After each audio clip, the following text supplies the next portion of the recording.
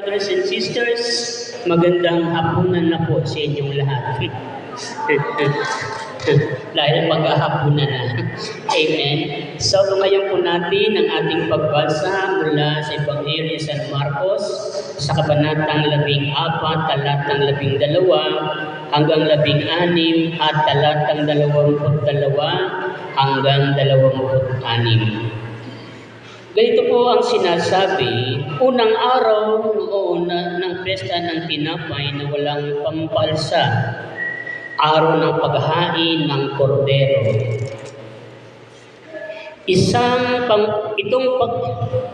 Korderong pampaskuhan, tinanong si Jesus ng kanyang mga alagad, saan po ninyo nais na maghanda kami ng hapunang pampaskuhan? Inutusan niyang dalawa sa kanyang mga alagad, pumunta kayo sa bayan at may masasalubong kayong isang lalaking may dalang banga ng tubig. Sundan niyo siya sa bahay ng kanyang papasukan at sabihin ninyo sa may-ari, ipinatatanong po ng guro kung saan merong silid na maaaring magamit niya at ng kanyang mga alagad para sa hapunang pampaskuhan. At ituturo niya sa inyo ang isang malaking silid sa itaas na mayroon ng kagamitan. Doon kayo maghanda para sa atin. Nagpunta nga sa bayan ng mga alagad at natagpuan nila roon ang lahat, gaya ng sinabi ni Jesus sa kanila, at inihanda nila ang hapunang pampaskuhan.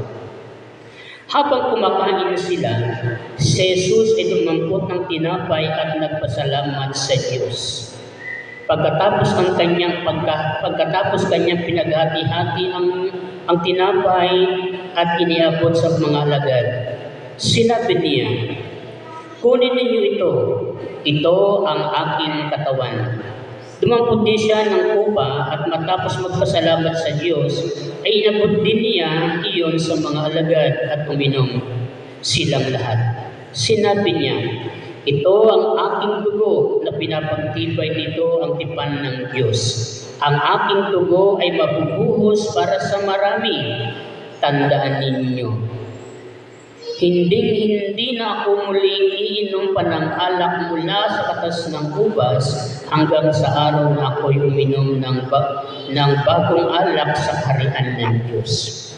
Umawit sila ng isang himno at pagkatapos ay nagpunta sila sa bundok ng mga Olibo. Mga kaibigan ko at kapatid, ang mabuting balita ng ating Panginoong Jesucristo. Purihin at palakpakan natin ang Panginoon.